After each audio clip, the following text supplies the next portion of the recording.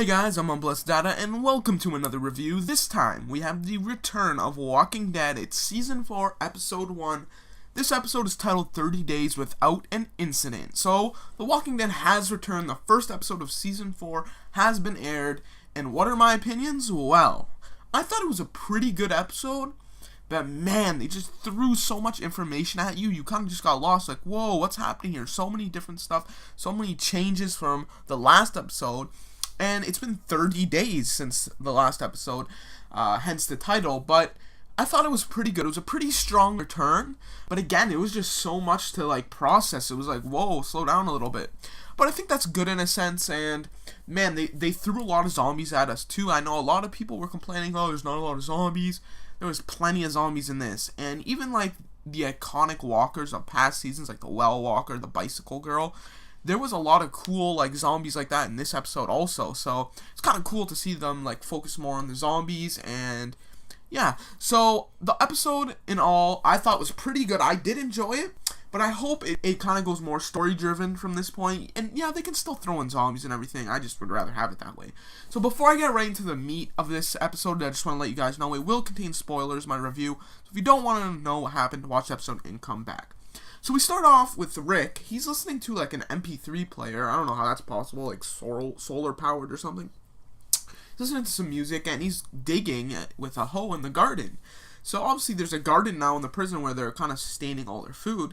And he finds a gun in the dirt while digging. So did someone hide this gun or something? We don't know. But he kind of just throws it off to the side. And basically, no one's carrying a gun around here. So he's kind of doing gun control at this point. So it's kind of interesting. So they do have a farm, and it was pretty good too. There was a lot of food and everything, and they have to sustain everyone because now they have everyone from Woodbury there. So they have to feed a lot of people. So of course they have to start a farm like they did in the comics. So that was kind of cool to see. We also get a glimpse that they're raising some animals, some livestock. They're raising some pigs, which is really interesting. I don't know how they would find pigs, but we found out later that Rick set up some snares to catch some animals, so he probably could have found some pigs that way, I guess. I don't know. But they have some pigs in this little fenced-off area, so that kind of gives them food too. And Carl comes up and he starts talking to Rick, and he's basically saying, he named the pigs. And Rick's like, don't name the pigs, they're food, they're animals, don't name them. And it's a very good parallel to what happens a little bit later. A bunch of kids are waving and yelling at walkers and naming the walkers. And Carl kind of goes up to them and is like, don't, name them. They're animals. They're not people. Which is very, kind of significant because, with the pig, don't name it. Walkers, don't name it. It's kind of saying, are the walkers animals? They're treating them like animals, right? But are they? Kind of like that, which is kind of cool how they did that. Because you gotta keep an open mind to catch stuff like that, but pretty cool. So they're raising the pigs and everything, and we see Maggie and Glenn. They're still together, and Glenn's gonna go out with this search party to gather some more supplies and everything. They're just talking with Maggie, kind of just getting things situated, just showing us where it's gone. They're still together and everything, and we don't really know if Maggie's pregnant at this point either, so that's another thing. So then we also go to Tyrese. Now, Tyrese also wants to go on the run because he's bored of because he's just on the fence control, right, where he's just poking through the fence and killing walkers, and there's tons, it just builds up so fast. So Tyrese wants to get out of there, and yeah, and we actually see Sasha too, and which was with Tyrese in Woodbury before, and they're still good and everything. They're together and everything, so kind of the same. It's only been 30 days, so it's not someone died or anything. It's been peaceful for these 30 days, so that's nice. So now we go to Beth, and it's kind of weird seeing Beth do something that it's not suicide or, singing. So she actually does something different in this episode, which is good. A little bit of character progression there, but she's together with this British guy. I don't even know if he's British. He might have been Australian. I'm not good with accents, okay? But his name is Zach. So Zach is together with Beth, and Zach's going to go on this little supply mission too. And yeah, so now we got a bunch of people going. It's Michonne going, Glenn, Zach guy, Daryl, and one more guy named Bob. Now Bob was actually found by Daryl by himself, and he kind of saved them, so kind of has a debt to him, I guess. But he's coming too, which is kind of cool. So now we meet all these new people, and they're going and trying to contribute to the group basically. So After that, we see Herschel, and he actually has a prosthetic leg now, which is actually kind of cool, because, you know, they've been tinkering around, they can figure out stuff, so they built, like, a leg for him, so that's awesome, so he doesn't need crutches anymore. I was kind of getting annoying, because, like, how could he even run away with crutches, you know what I mean? But, way cool that he has a prosthetic leg now. And Michonne comes back. She was on, like, a little mission by herself, on a horse, so they actually have horses now, so they've just been gathering animals like crazy. And so cool to see her on a horse with a sword, like, come on. So, and she comes off the horse, and she found comics for Carl, which is kind of cool. It's like, here's some Walking Dead comics. She didn't say that, but that would have been awesome. But it's just cool that I kind of, like, threw, like, a nod to the comics there. And she even got, like, an electric shaver. Like, Rick, you need to shave. Like, that was pretty funny, too. You know, they always try to throw some comedy in here, which is good, I guess. So then Rick's like, okay, I'm going to go check the snares now, so see you guys, and he goes to check the snares. So before Rick goes out to check the snares, he's talking to Herschel, and Herschel's kind of trying to convince him to carry a gun with him, because Rick, he's not carrying a gun, he's got to protect all these people, right? So he doesn't want to carry a gun. But Herschel kind of talks him into it, and he brings a gun along with him, just in case, you know what I mean? So when Rick leaves and he goes up to a snare, and this walker's got to the animal before he could, so it's all kind of just like on the floor. But then he sees this walker, and it goes right for the, like, dead animal there, and it's like eating it, and he just, like, turns around and, like, walks away quietly to get away. But it's actually a woman that's alive, not a walker. It just looks like a walker, really, like, totally. So then she's like, help me bring this to my husband, you know, he's been sick, he can't eat, like, we haven't eaten in months, like, help me. So Rick's kind of hesitant because, you know, he's risking his life here if he wants to help someone, but he hands her a sandwich and says, you know, like, and she says, can you come back with you, like, do you have a camper, like, please help us. And Rick's like, alright, I have to go meet your husband, but I have to ask you 3 questions before that to determine if you want to come. And Rick also sees that she has a knife, but he lets her keep the knife on her just in case, which is kind of stupid in my opinion, but whatever. So now we go back to this, like, little squad of people going to track some food, and they find this little, they're obviously out of the prison now, they find this little mart, and it's, you know, full of supplies and everything, so they want to go in there. Which is, and kind of cool thing that they do now is they hit the glass, and it makes like a thud, and all the walkers come straight to the front of the door, and then they just open the doors and just kill them right away. So they're not, like, you know, scared going in there looking around like where the walkers, they come right to them. So that's pretty smart that they're kind of getting, you know, smarter and smarter with how they handle this. So after that, we see a bunch of the people in the squad, like, taking a bunch of supplies. They're actually taking electronics too, so maybe they're gonna build stuff out of it. Maybe they'll just use it as whatever it is, like a camera, whatever. And we see the new guy, Bob, and he's walking around, like, he's just looking at stuff, and he sees this thing of alcohol, like this whole bunch of shelves. He goes up and he's, like, trembling, and he picks one up, so we can see that he's probably an alcoholic before the breakout and everything, and, like, this is his, like, poison, right? So he's, like, really tempted to take it and everything. But all of a sudden, he puts it back on, and the shelf just collapses, and it collapses on him. And he's, like, stuck underneath, and his foot is caught, and all of a sudden, like, that huge noise made all these walkers, like, stir, right? And all these walkers are on top of the roof, and there's actually a helicopter that crashed on top of the roof also. And the roof is really, like, not solid at all, so the walkers just fall through the roof. And this is like an iconic walker right here, like the Well Walker or whatever. One falls through the roof, and it's like intestines get caught in the ceiling, and it's just hanging. And that's just, like, so gruesome. And, like, man, like, this is where they really focused on the zombies, like, all these really gruesome stuff. And it's just, like, crazy. It was just hanging there with its guts out. Like, it was ridiculous. And some fall through the ceiling, and, like, one of them, like, it fell through the ceiling, and its head hit the floor first, and it just, like, blew up. Like, it's just like, okay, whoa. And, like, it's just kind of cool to see all this gore and stuff again that The Walking Dead is known for. And, like, of course, I miss The Walking Dead for this. And, yeah, one thing I do have to say, though, it's kind of repetitive at this point. I feel like I'm watching the same thing over and over. But, again, this is only the first episode. I'm sure something new is going to happen, so... And, you know, you can even say that with the comics, too, so, I don't know, maybe we'll see about that.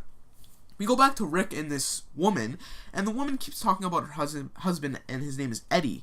So they don't really, you know, Rick's just like, yeah, whatever. He's basically just listening to her ramble on.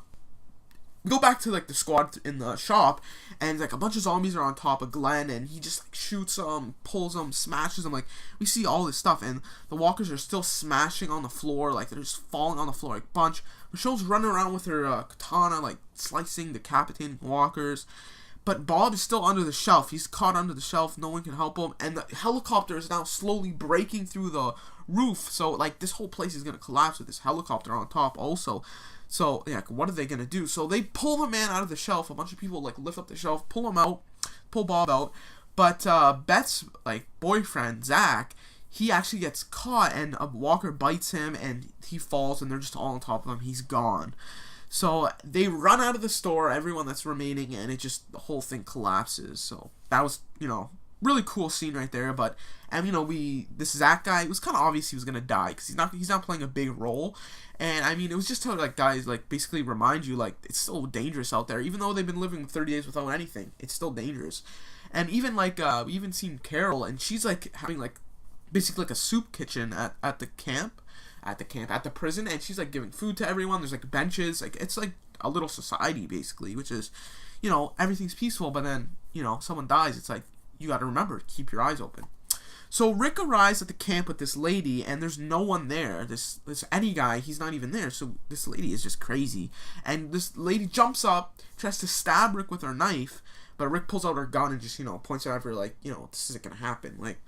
So then she's like, let me be with him, and she just stabs herself, like basically just kills herself, and while she's like dying, she says, what were the 3 questions you were going to ask? And these are the 3 questions. How many walkers have you killed? How many people have you killed? And the last question is why? Which is kind of cool, like I think that's really smart, and I thought that was awesome. So Rick walks away, and there's this like blanket over this like little like box, and it was moving, and that's what she was referring to as Eddie. And Rick just doesn't even look at it. He just leaves this woman here dead and everything. And it was probably just Eddie's head, probably. Like, that's like the most gruesome part there. But, and something else to point out. When Rick left to go check the snares, he's seen a walker without eyes. It was like bleeding out of the eye sockets, no eyes. When Rick comes back, he still sees that same walker without the eyes. And it's kind of like the thing, like, with the monkeys, see no evil, hear no... It's like see no evil. It's kind of like... what do you have to see in this world, and like what do you have to go through? And it was kind of saying like that, like, what you don't see could be better for you, and that's kind of like what this episode was kind of about. Like that was the theme. Kind of cool to see that walker there too, to kind of symbolize it. I thought that was awesome. So then we go to Carol, and she's like with all the kids in like from the prison, and it's called like story time, and she's reading them a book and everything. And like today we'll be talking about knives, and she pulls out a bunch of knives, and like she's not supposed to do this, right? So Carl comes up, and Carl has this new friend. His name is Patrick. So Patrick is at story time too. He's about the same age as Carl, and Carl walks out. He's like, "What are you doing? Like, why are you teaching these kids how to use knives?" And Carol's like, "Please don't tell your dad." So like, she's kind of like trying to teach them survival stuff, and like Rick obviously doesn't want them to. So that's kind of like another discussion. Should they be teaching them how to defend themselves, the kids? I don't really know. So Rick comes back. He sees a walker with no eyes, like I said, and he looks at the pig that was there, and it's dead. Like, it's completely dead. So like he's like wondering what's that about. But then the group arrives back that went at the that were raiding the shop, and Daryl like is telling Beth about Zach. So and he's like, and then Beth is like, you know what, whatever. And he's like, okay, he's dead, whatever. And she doesn't even like do anything. Like, she doesn't cry or anything. She's like, I'm done with crying. I'm not crying anymore. She just says, it was nice that I got to know him and everything, and that's about it. So like that was pretty crazy too, to see like how Beth's character kind of progressed. So after that, we go to Maggie and Glenn, and Maggie reveals to Glenn that she's actually not pregnant. So there's the big question there, and there's the big answer. We actually see Michonne too, and she's holding a map, and she's like mapping everything out. She's still looking for the governor, so that's going to be like a big plot point right there also. So then we go back to, this is the last scene, we go back to Carl's friend Patrick, and it's in the middle of the night, and he's sick. He's like throwing up, like he's just like coughing everywhere, and his footprints look like there's blood.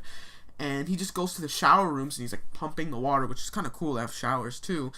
And he's like just like coughing, and he just falls over and dies and turns into a walker. So what is that about? We don't know. It looks like there's a new disease, But see, this is what you have to realize. The pig was killed, right? We don't know why it was killed, probably because of some kind of disease.